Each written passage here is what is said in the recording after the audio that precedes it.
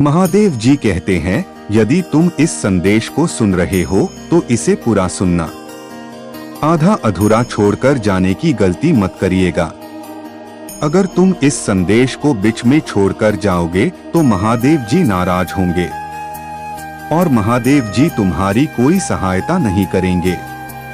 महादेव जी कहते हैं, मेरे बच्चे, तुम मुझ पर विश्वास करते हो तो कमेंट में हर हर महादेव लिख देना और इस संदेश को लाइक करके मुझसे जुड़े रहने के लिए इस चैनल को सब्सक्राइब जरूर करना, क्योंकि महादेव जी का हर संदेश तुम्हें प्राप्त हो सके और तुम्हारे जीवन में जो भी कुछ हो रहा है उसके बारे में तुम जान सकोगे।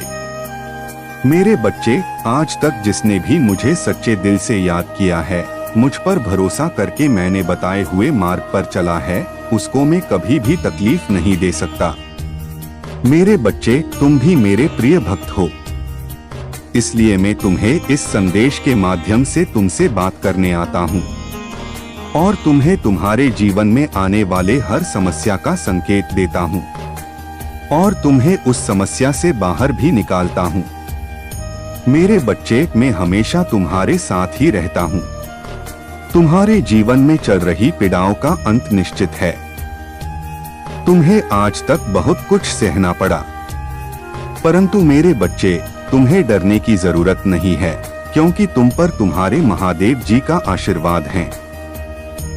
आज मैं तुम्हें कुछ ऐसा बताने जा रहा हूँ जो तुमने कभी नहीं सुना है।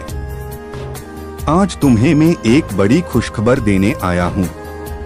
आज मैं तुमसे बहुत प्रसन्न हूँ, इसलिए मेरे बच्चे, तुम्हें यह संदेश ध्यान से सुनना है। इससे तुम्हारे जीवन में एक चमत्कार होने वाला है।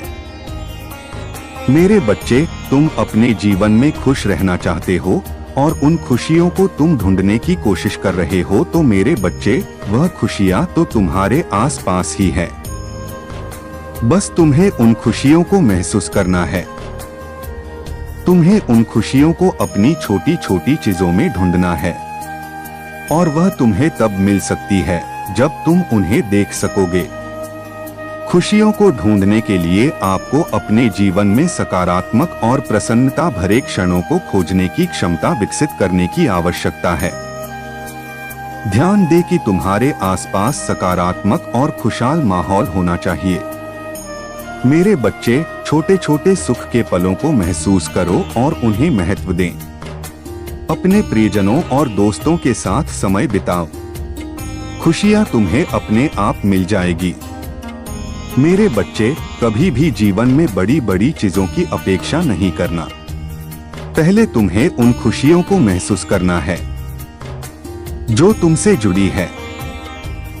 मेरे बच्चे, अगर तुम इन छोटी छोटी चीजों में खुशियों को देखोगे तो तुम्हारा जीवन स्वर्ग से भी अच्छा हो सकता है और तुम्हें वो खुशियां मिलेगी जिसके लिए तुम अभी तक तरस रहे थे।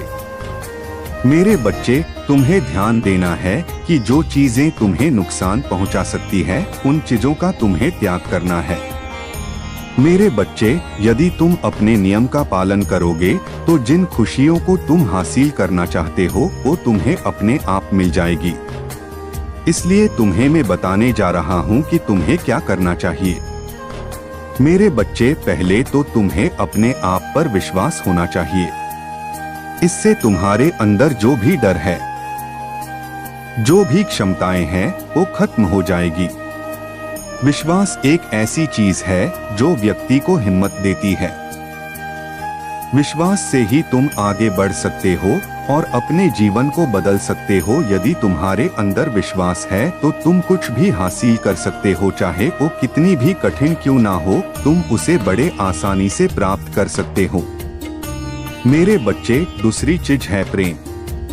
यदि तुम अपने अंदर प्रेम की भावना रखते हो तो जीवन में किसी भी प्रकार का दुख नहीं रहेगा, क्योंकि जहाँ प्रेम होता है वहाँ नफरत की चीज स्वयं ही समाप्त हो जाती है।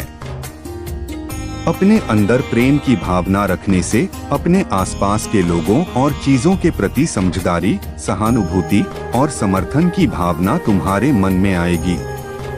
यह तुमको दूसरों के साथ अच्छे संबंध बनाने में मदद करेगी। और आपके जीवन को स्थितिशीलता और संतुलन में रखेगी। प्रेम की भावना से तुम्हारा मन शांत और संतुष्ट रहेगा, जो तुमको खुशहाल और सकारात्मक बना देगा। इसके अलावा प्रेम की भावना तुम्हारे अंदर समर्थता, धैर्य और समर्थन की भावना भी बढ़ाती है, जो तुमको जीवन की मुश्किल स्थितियों में भी सहजता से अग्रसर बना देगी और तुम्हारे जीवन में खुशियां आएगी। तीसरी चीज है क्रोध। तुम्हें अपने अंदर के क्रोध को शांत करना है। कोई भी कार्य शांत दिमाग रख के करना।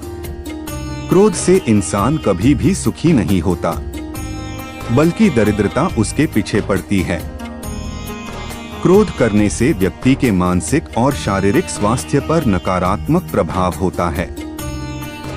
क्रोध मानसिक स्वास्थ्य को प्रभावित करके चिंता, उदासी और दुर्बलता का कारण बन सकता है। क्रोध सामाजिक और पारिवारिक संबंधों को नुकसान पहुंचा सकता है। यह व्यक्ति के साथी, परिवार और दोस्तों के साथ आत्मिक संबंधों को दूर कर सकता है और इससे तुम्हारे जीवन में असंतोष निर्माण हो सकता है। इसलिए मेरे बच्चे, कभी भी क्रोध नहीं करना। अगर क्रोध नियंत्रित नहीं हो रहा है तो किसी भी प्रतिक्रिया देने से पहले एक सांत्वना के लिए विचार करें और इंतजार करें। इससे आपका क्रोध समय के साथ कम हो सकता है। मेरे बच्चे, अपने संवेदनशीलता को बढ़ाओ ताकि तुम अपने आप को और दूसरों को समझ सकें। इससे क्रोध समझने की क्षमता बढ़ सकती है और तुम अपने विचारों और भावनाओं को समझ सकोगे। मेरे बच्चे, अगर तुम ये 3 चीज को समझ जाओगे और मैंने बताए हुए मार्ग पर चलोगे तो तुम्हारा जीवन खुशियों से भर जाएगा। तुम्हारे रास्ते पर कभी कांटे नहीं आएंगे, हर तरफ फूल ही फूल होंगे। मेरे बच्चे, मेरी बातों को नजरअंदाज मत करना। मेरे अगले संदेश की प्रतीक्षा करना। तुम हमेशा खुश रहो। मेरा आशीर्वाद हमेशा तुम्हारे साथ है। तुम्हारा कल्याण हो।